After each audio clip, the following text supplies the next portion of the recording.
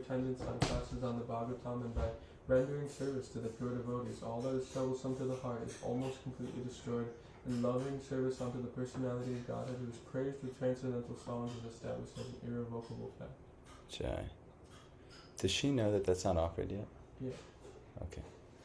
So, okay, good. Just don't want her to... So maybe you can finish the offering right now.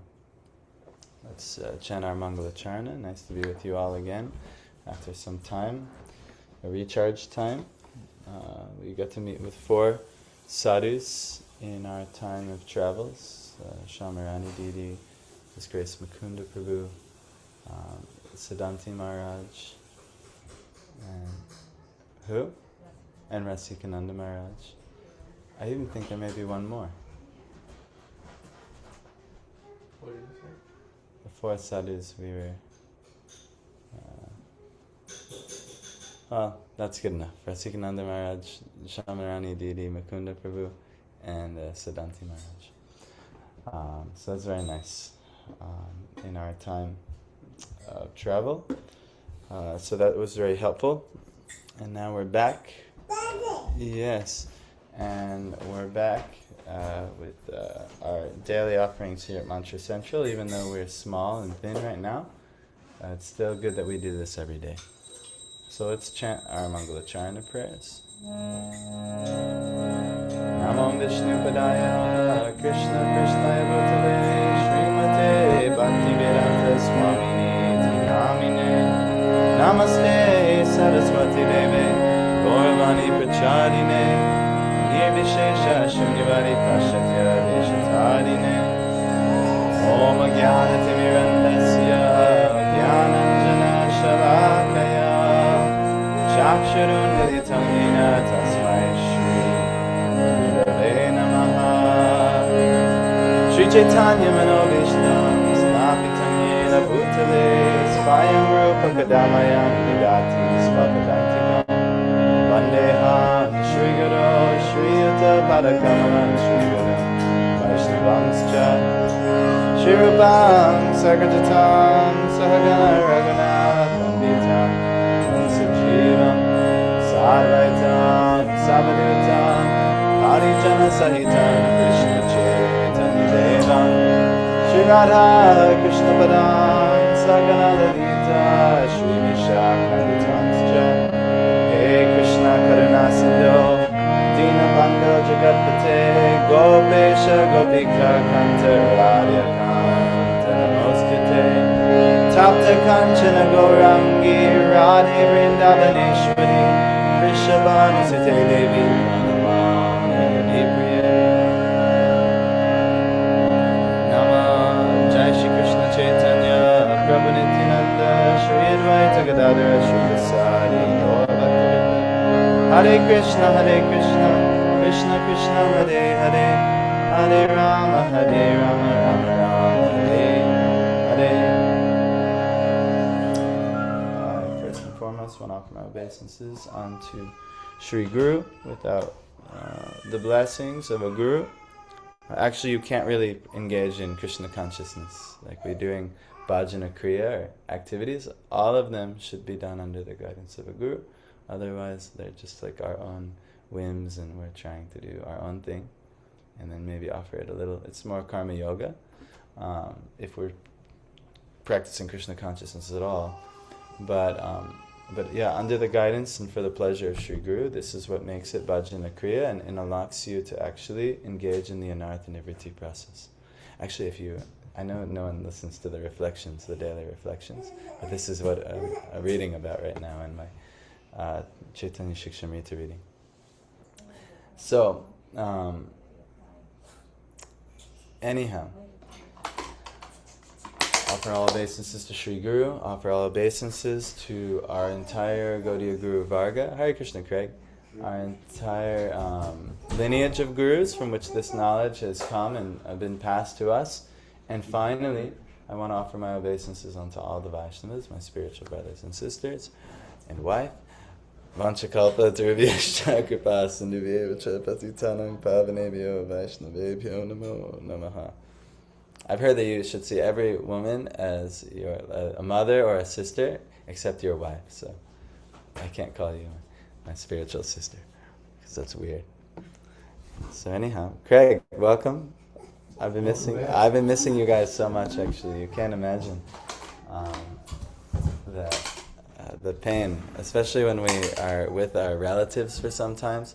And it's not their fault. They're very nice. They don't do anything mean or anything. But it's just, when It's not where you want to be at. yeah, well, when the subject matters are not Krishna and Krishna consciousness, it's very dull and temporary, and it offers no real nectar or fruit. So it's that's why the devotees, we just gather with the devotees, because that's where the real juice of life is.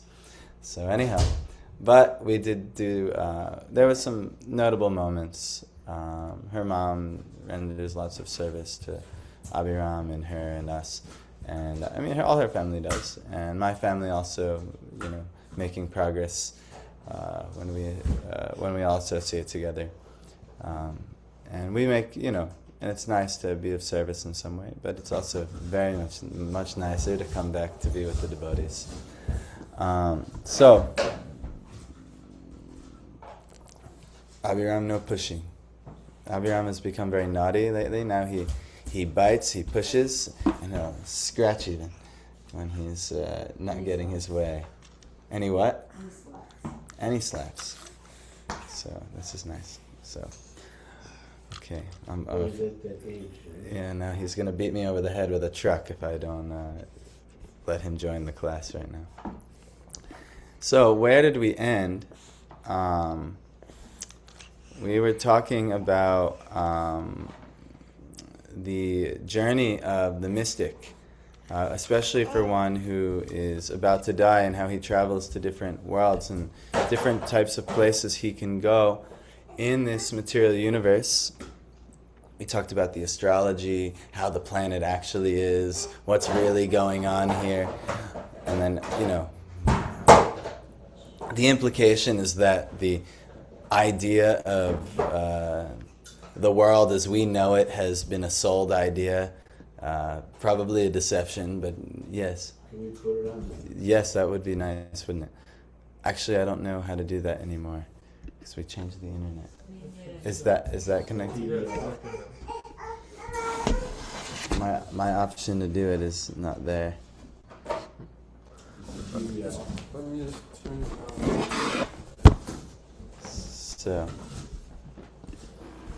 So yeah, it'll take a little bit recap here. It's talking about the higher planetary systems. The higher planetary systems.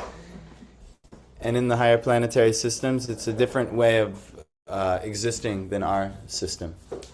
So, but even all of that, you could go to the highest planetary system, Satyaloka, where Brahma is, but still you have to face the birth, death, disease, and old age. It just is a greatly less prominent than here. We have to face it within 100 years. They have to face it within billions of years, but they still also face it. And the ultimate solution to escape from this process is that you have to appeal to the transcendental person who is beyond all of this, and who's created this prison-like system that we all get entrapped in for those who are averse to God. And that's where we are. We are here. So if I ask, Deepthi, are you averse to God? What is your answer? Not really. My answer is that until you've been perfected, yes, you're averse to God. So that's why we're here. Because we actually are averse to God. And so like Abhiram, he's crying because he's not caring for God's enjoyment right now. He's only caring, I wanted to enjoy this way, and then there's some slight deviation in my enjoyment, so now I'm crying. So, Yeah, pick it up then. yeah. So like this. Oh, So anyway, let's learn about these. Let's learn about these places. We read. Did we read at the?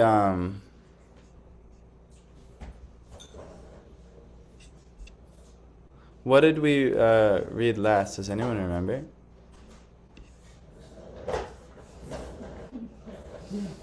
I don't remember. I wanted to read some. So why don't we read the last few, at least, verses? I think we're on 26. But he was talking, O king, when such a mystic passes over the Milky Way by the illuminating Sushumna to reach the highest planet, Brahmaloka, he goes first to Vaishvanara, the planet of the deity of fire, wherein he becomes completely cleansed of all contaminations, and thereafter he still goes higher to the circle of Shishumar to relate with Lord Hari, the personality of Godhead. This is, remember, I don't know if you remember, but he's talking the yogic process of dying. And when the yogic process of dying, there's like a cord of energy called the Shishumna. And the soul travels along this Shishumna. And actually it runs through your spine. That's why the yogi sits up nice and tall, or Prabhupada, and he would say, sit. The way you sit to cover your anus. Yes, that's right. So that's how you block the body and you can travel up the Shishumna. So anyhow, but Prabhupada would always say, sit taller, like that, because it's good Practice. It's good practice, and also it's good to align. You want to align with the Shishumna. So you actually can even do higher astral travel even in this body by having good posture and all these things. That's why yoga is very prominent in things like this. So anyway, this Shishumar is the pivot for the turning of the complete universe, and it is called the navel of Vishnu, Garbhodaksha Vishnu. The yogi alone goes beyond this circle of Shishumar and attains the planet Maharloka, where purified saints like Bhrigu enjoy a duration of life of 4.3 billion solar years. This planet is worshipable even for the saints who are transcendently situated. So the Shishumar is the pivot, and it's called the navel of Vishnu. Because right from Vishnu, the whole universe, his navel is coming. And the Shishumar is the total. If you look up in the sky and you see a portion of the cosmos, the Shishumar is the total set of constellations, the total zodiac. That's the Shishumar. It's actually a form of the personality of Godhead. So this is when you practice astrology. Is that in this promise? In this Brahmanda, in this universe. So every universe also will have a Shishumar. But it's a cosmic form of the personality of Godhead. So when you practice astrology, you do worship the Shishumar. And so like this, in Vedic astrology. So, let's start with this verse right here, because I don't remember this one that well. Atho anantasya mukhanalena danda yamanang saniriksha vishwam niryati siddheshwara yushta dishnyang yadvai paradhyang taruparameshyam. Atho, thereupon, anantasya, of Ananta, the resting incarnation of Godhead. Mukha analena, by the fire emanating from his mouth. Danda hyamanam, burning to ashes. Saha, he, niriksha, by seeing this. Vishwam, the universe. Niryati, goes out. Siddheshwara yushtadishnyam, airplanes used by the great purified souls. So through their cities, they gain control over like airplanes. Yat, the place. Dvai parardhyam, 15 trillion, 480 billion solar years. Thank you. Tat, I think that's a life of Brahma. Tat, that. The exalted. Parameshyam, Satyaloka, where Brahma resides. Translation. At the time of the final devastation of the complete universe, the end of the duration of Brahma's life, a flame of fire emanates from the mouth of Ananta, from the bottom of the universe. The yogi sees all the planets of the universe burning to ashes, and thus he leaves for Satyaloka by airplanes used by the great purified souls. The duration of life in Satyaloka is calculated to be 15,480,000,000,000 years. Prabhupada says, purport, it is indicated herein that the residents of Maharloka, where the purified living entities or demigods possess a duration of life calculated to be 4.3 billion solar years, have airships by which they reach Satyaloka, the topmost planet of the universe. In other words, the Srimad Bhagavatam gives us many clues about other planets far, far away from us, which modern planes and spacecraft cannot reach, even by imaginary speeds.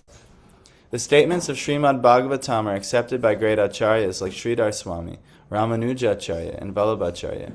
Lord Sri Chaitanya Mahaprabhu specifically accepts Srimad Bhagavatam as the spotless Vedic authority, and as such, no sane man can ignore the statements of Srimad Bhagavatam when it is spoken by the self-realized soul, Srila Shukadeva Goswami, who follows in the footsteps of his great father, Srila Vyasadeva, the compiler of all Vedic literatures. So, in the creation of the Lord, there are many many wonderful things we can see with our own eyes every day and night, but we are unable to reach them equipped by modern materialistic science. We should not therefore depend on the fragmentary authority of materialistic science for knowing things beyond the range of scientific purview. So whenever they make some theories, Big Bang theory, it's just not so intelligent to accept these theories. Because they're only seeing from a fragmented purview, and, we don't know what we don't know. So to, create all these theories, this theory and this, it's really, you can entertain it, but you should never take deep stock in these things.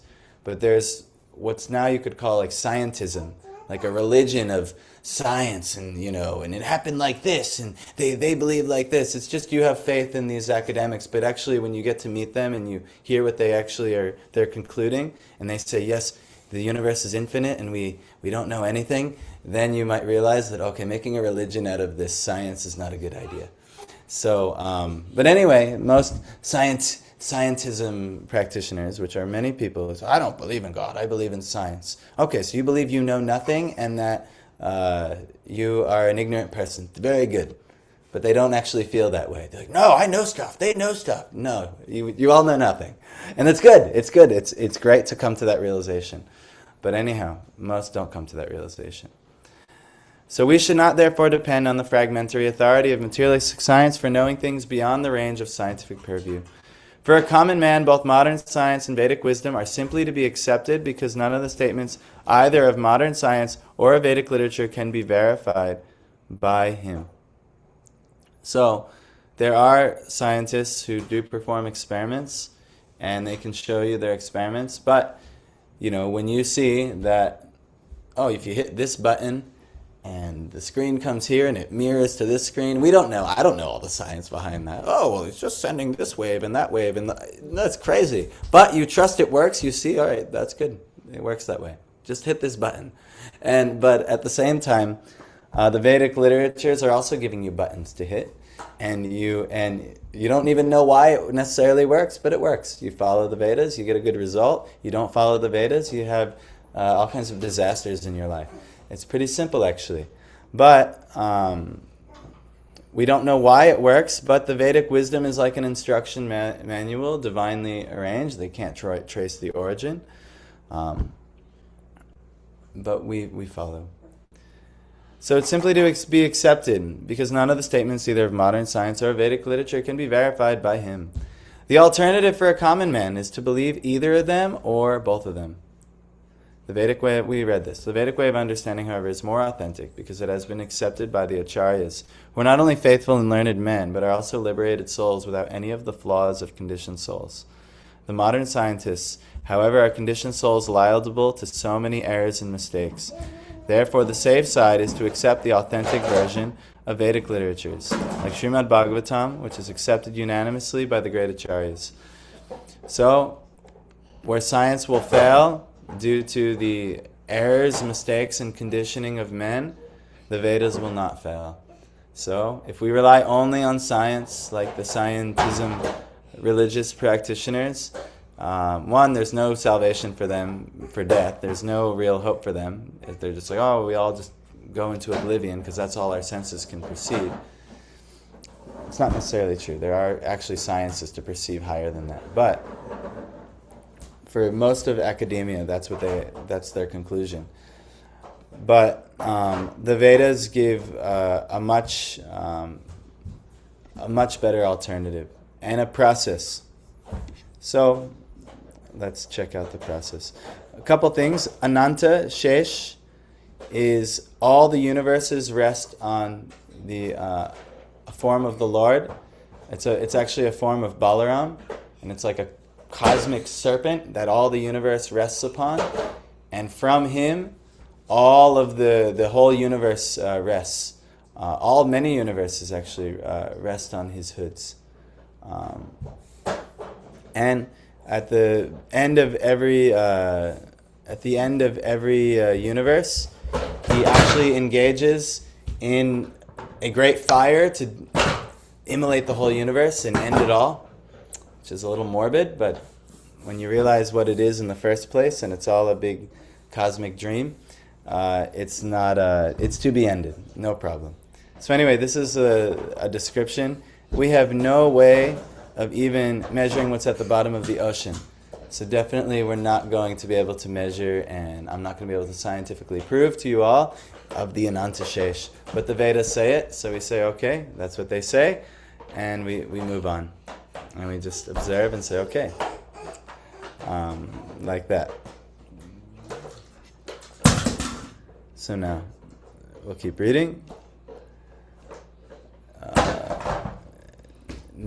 But I should say that there are transcendentalists, or there are expert mystic personalities who have realization. They have the ability to see the truths of Bhagavatam, actually.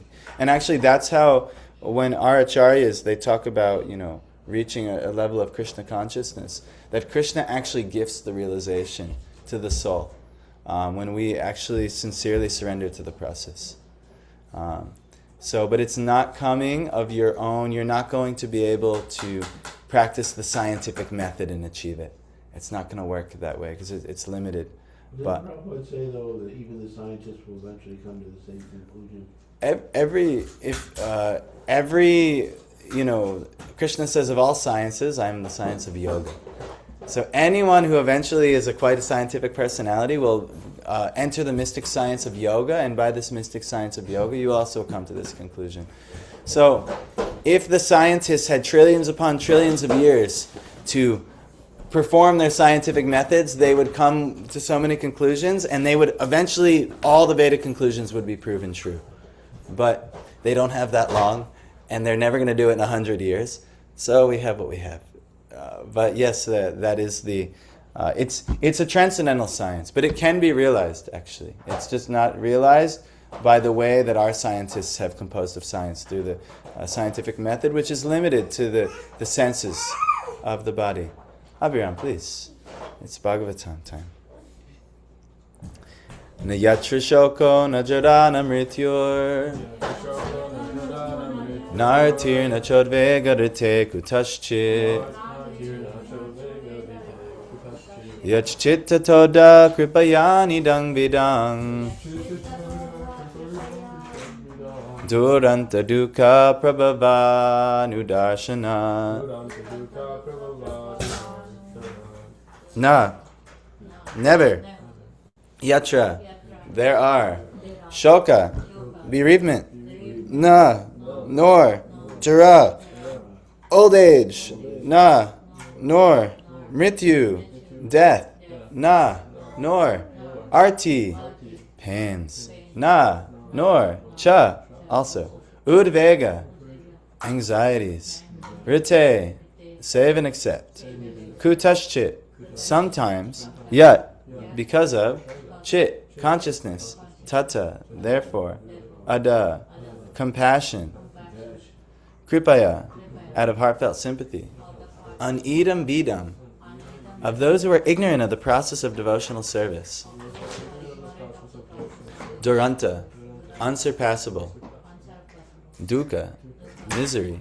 prabhava, repeated birth and death, anudarshana, by successive experience. Anudarshana, I like that. Darshan means to see, and anu means to follow. So following by experience of what they're seeing. So, translation. In that planet of Satyaloka, there is neither bereavement, lamenting, nor old age, nor death. There is no pain of any kind, and therefore there are no anxieties, save that sometimes due to consciousness, there is a feeling of compassion for those unaware of the process of devotional service, who are subjected to unsurpassable miseries in the material world. So in Satyaloka, it's a completely wonderful situation there, except that you're aware still of all of the people of these worlds who are suffering immensely. Actually, even our great acharyas who reached such a state of devotional ecstasy, actually, but their heart melts for, like Prahlad Maharaj, heart melts for the people of this world. It's not well known, and Prabhupada's not mentioning here, but I was brought to my attention recently that the inner mental faculties that we have, the chakras, actually connect to the higher planetary systems. So, in our own body we have like a little Brahmanda, and we can connect through elevation of the consciousness within the self-same body to the higher planes. So that's why the yogis, they achieve this state by meditation. How is this going to bring me all the way up here? But actually, the vessel you have is very capable of raising you to higher states. So, even when the very common, the Brahma Gayatri mantra, I can't chant the whole mantra, it's illegal. Spiritually illegal. It's spiritually illegal to chant the whole mantra. But when we chant Om Bhur Bhuva Swaha, it's referring to Bhuva as this world, Bhur is this world, Bhuva is another higher realm, and Swaha is a higher realm beyond that. But actually it's also connecting you to the higher realms in your own body via the chakras.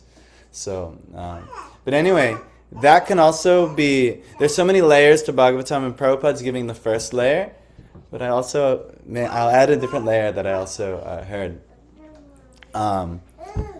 So that could be helpful for those who practice these meditative arts that we do when we chant japa and so many things. So no suffering at all, except they feel compassion for those unaware of the process of devotional service. So us miserable souls over in here, they feel very bad for us. Purport. Foolish men of materialistic temperament, do not take advantage of successive authorized knowledge. The Vedic knowledge is authorized and acquired not by experiment or the scientific method, but by authentic statements of the Vedic literatures explained by bona fide authorities. Simply by becoming an academic scholar, one cannot understand the Vedic statements. One has to approach the real authority who has received the Vedic knowledge by disciplic succession, as clearly explained in the Bhagavad Gita 4.2. Right, we know this. How many times do we have to try to beat this in? Don't try and even becoming Krishna conscious. Yes, but how do you become Krishna conscious? Take the Krishna consciousness that they're giving you. That person who has realized and who Krishna has favored and given this Vedic knowledge to. Don't try to do it all yourself. That's why it's so important that we have Guru. So, Lord Krishna, and he's talking about the disciplic succession.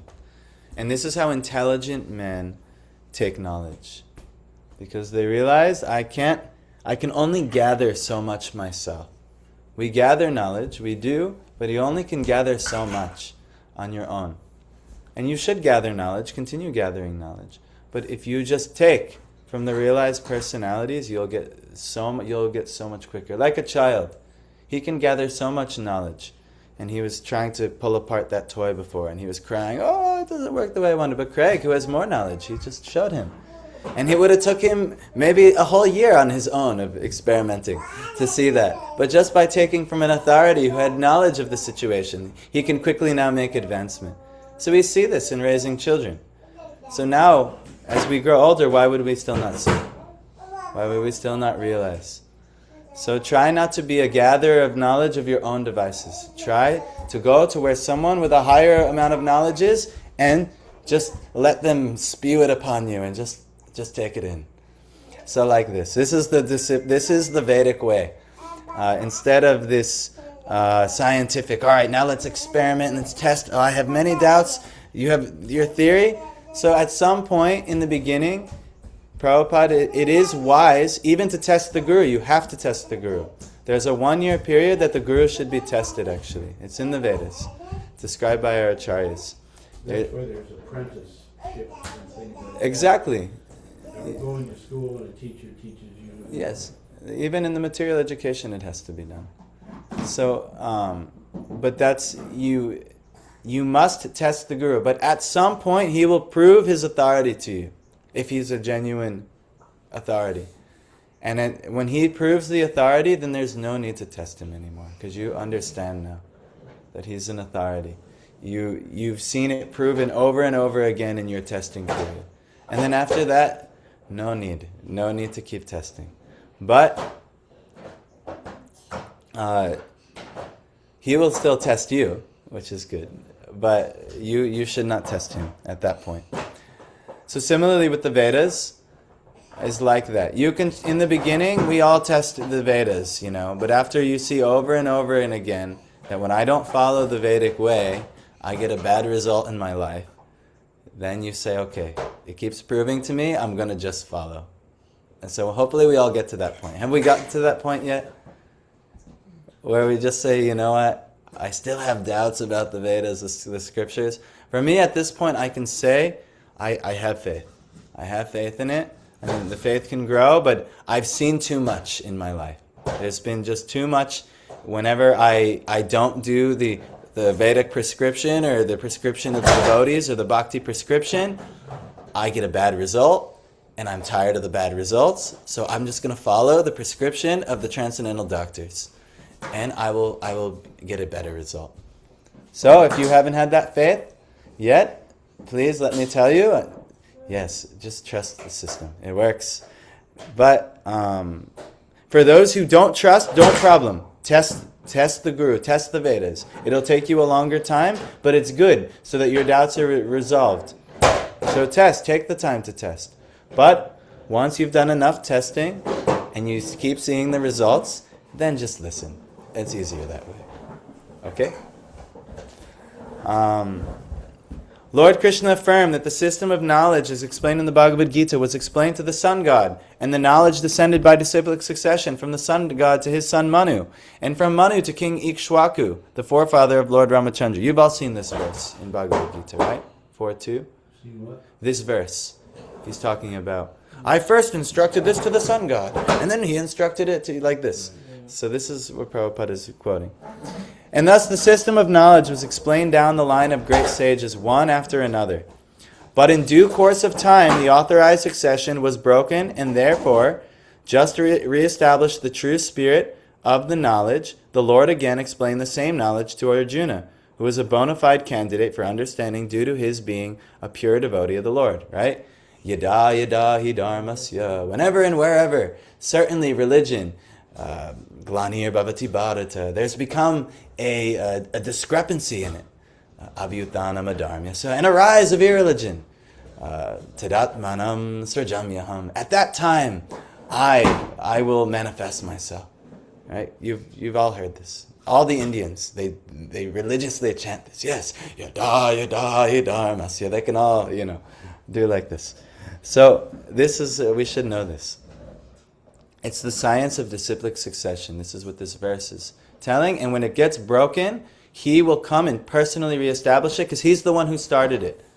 All knowledge has to come to a source of knowledge, from a source of knowledge. Who's the original source of knowledge? Ishvara Parama Krishna Sachidananda Vigraha, right? So, like this. Bhagavad Gita, as it was understood by Arjuna, is also explained in 10, 12, and 13.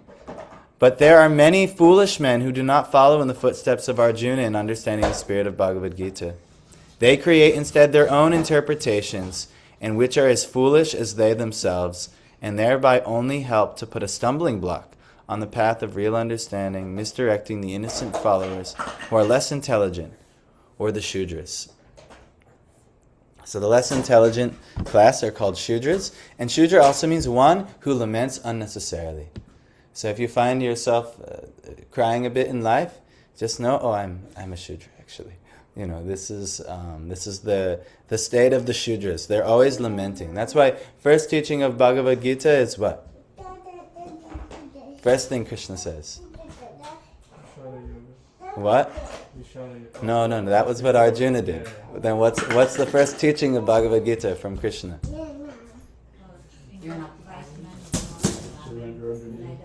That's the conclusion. What Deepthi said. Shochan anvashochas tvam.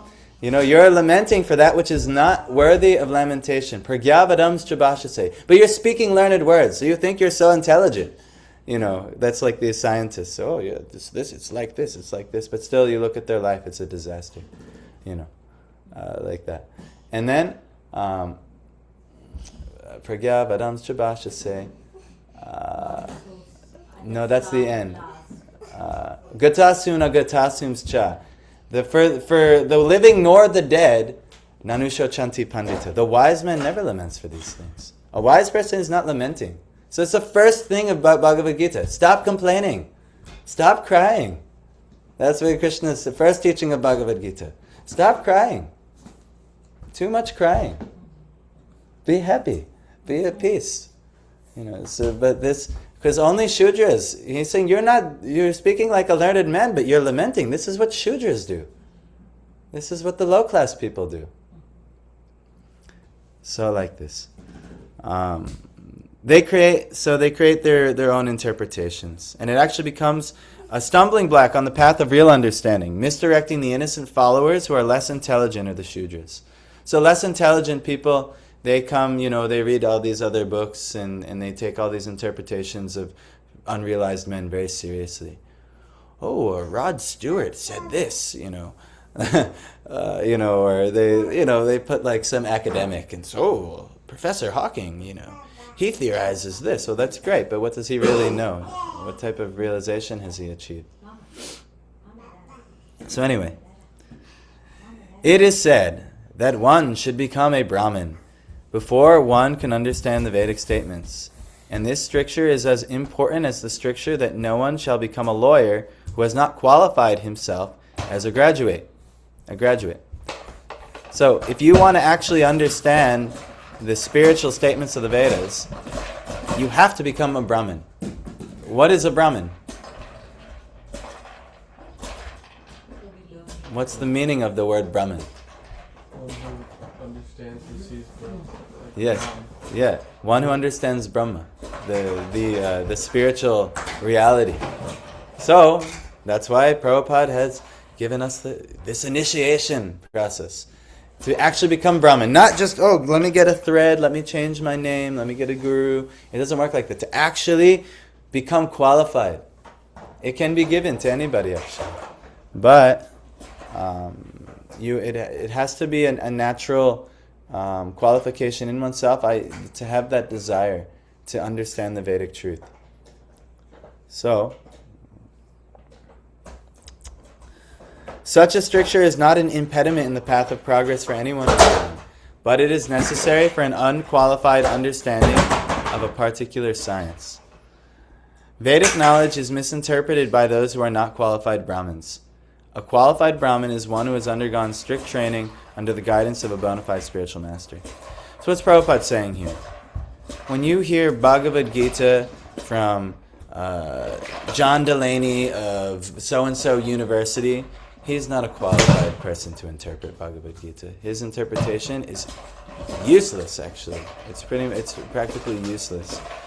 So, what's a real qualified interpretation or a qualified commentary is one who is become qualified by the spiritual process. That's why Bhagavad Gita as it is as it is, because Prabhupada was actually qualified. And he was referencing from other great commentaries like Baladev Vidyabhushan. Baladev Vidyabhushan, actually, he dedicates his Bhagavad Gita to Baladev Vidyabhushan. But Baladev Vidyabhushan, what he did is he gave the commentary on Bhagavad Gita for the neophyte devotees. And that's what Bhagavad Gita as it is by Prabhupada is. It's for the neophyte devotees. That's what, and that's where we are. As opposed to Vishwanath Chakravarti Thakur, his Sarartha Darshini, or is it Varshini? Sarartha Varshini. What Darshini is Bhagavatam. But his Sarartha Varshini is the more elevated interpretation of Bhagavad Gita. And actually it's that Sarartha Varshini that Srila Prabhupada was reading, that one of the commentaries of Vishwanath Chakravarti that actually inspired him to come to the West. The Vishwanath Chakravarti Thakur, he elaborated how important that the devotee's whole life should live on the order of one's guru.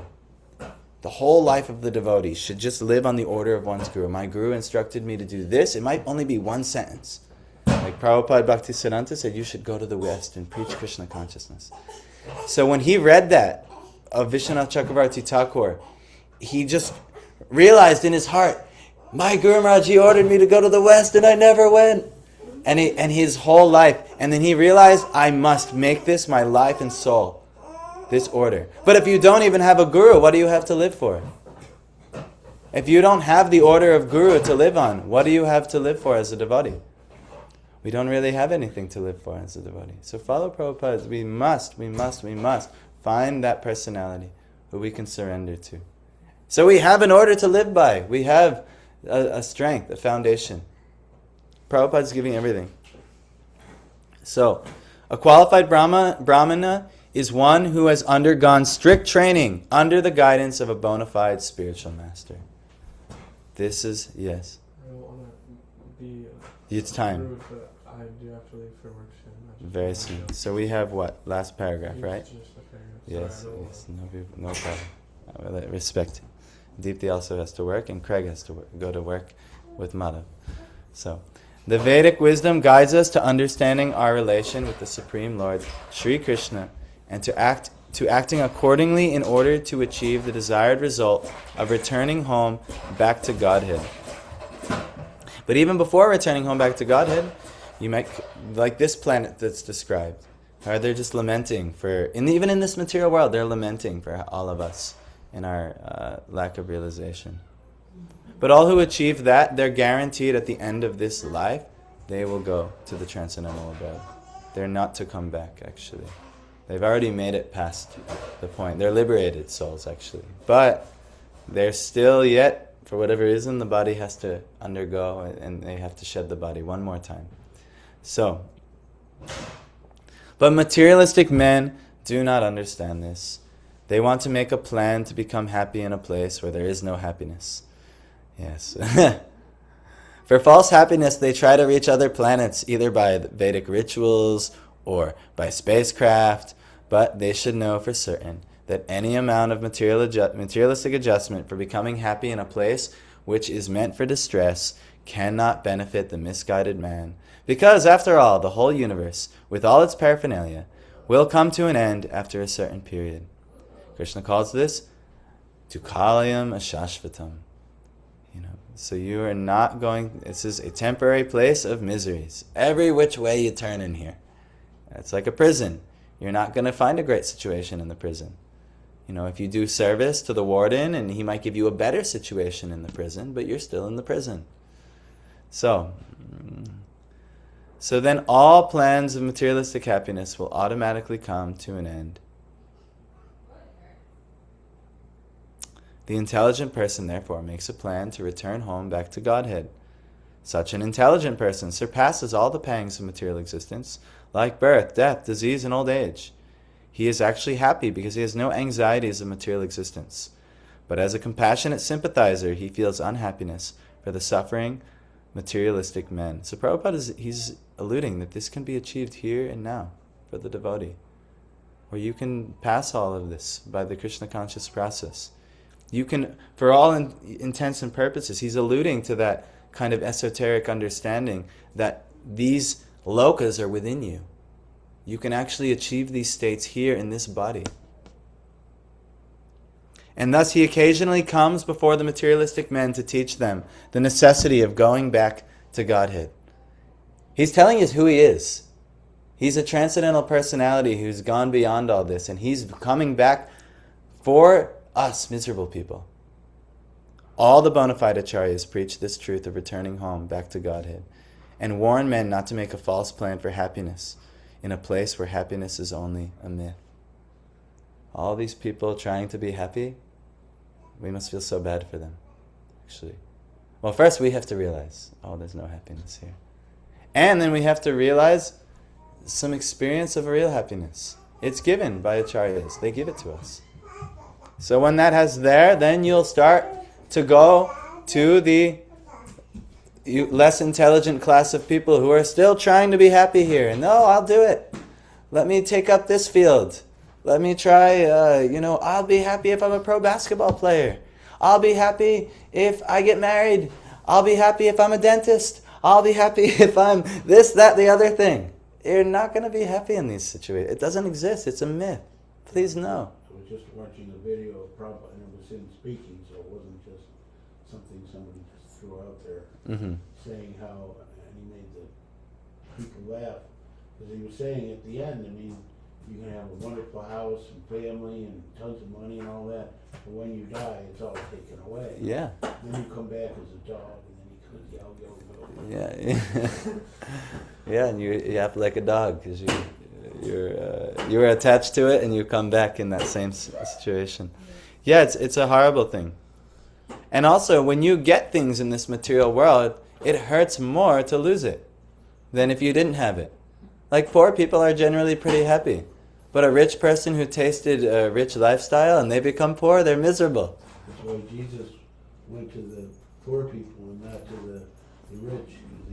There was with that one rich man, and he says, you can't convince him because he has so much, and he doesn't want to give anything up. Yeah, no, it's very.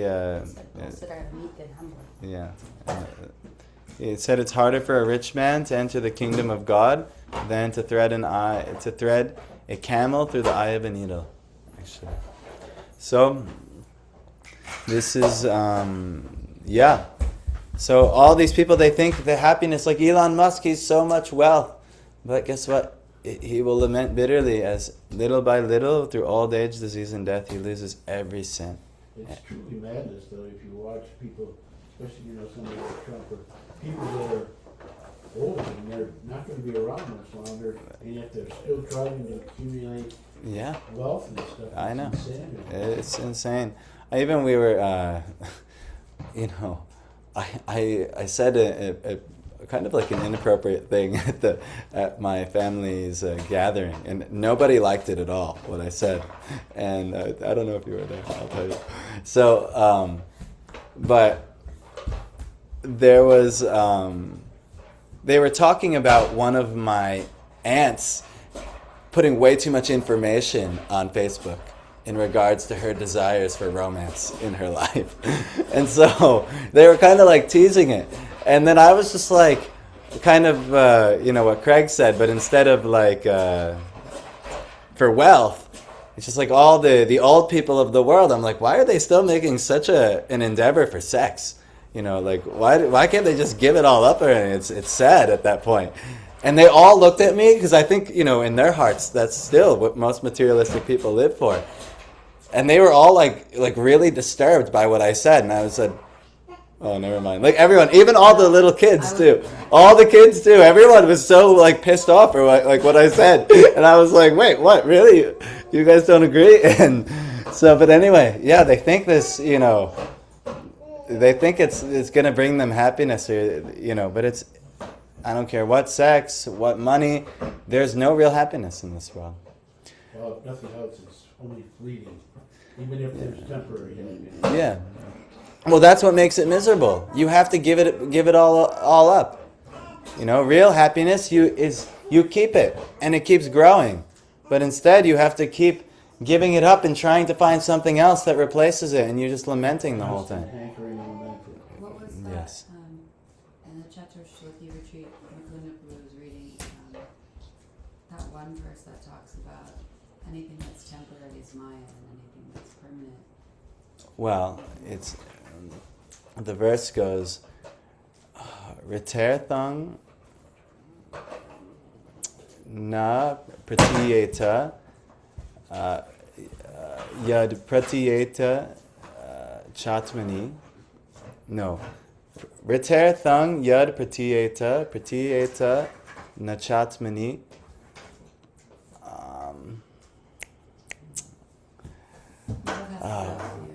None. I have it. I have it. I have to review my verses. I was learning the Chatur Shloki. But basically, anything that doesn't have a relation, Krishna's saying, anything without a relationship with me, if you're perceiving that, that is my Maya. So I don't know exactly, but if anything you're perceiving in this world that's not in relation to Krishna, it actually it's my illusory energy, and this is the stuff that all comes to an end. So all of our ideas, our plans, our hopes, our dreams, to be this thing, that thing, the other thing in this world, it's all going to go away. It's crazy. Just try to be a servant of God. That's really all. That's the only thing to do. There's nothing else to be done in this world. And that person is happy and free and blissful. And the Lord is happy with them, and it's a magical, mystical, amazing life of devotional service. It's amazing. Even just being a baby devotee, just seeing how Krishna makes my life more magical, even day by day, and it's for everybody.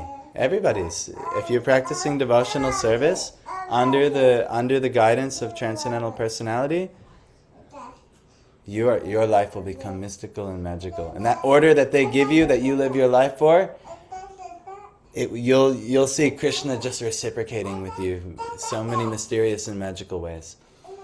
So anyway, Grantharaj Srimad Bhagavatam ki Jai. Gaura Bhaktivinoda ki Jai. So, thank you guys. I'm really happy to be back. It was a wonderful time away, but I'm so happy to be back. You can't even know. Traveling for that long is painful sometimes. Yes. Oh, we do kirtan.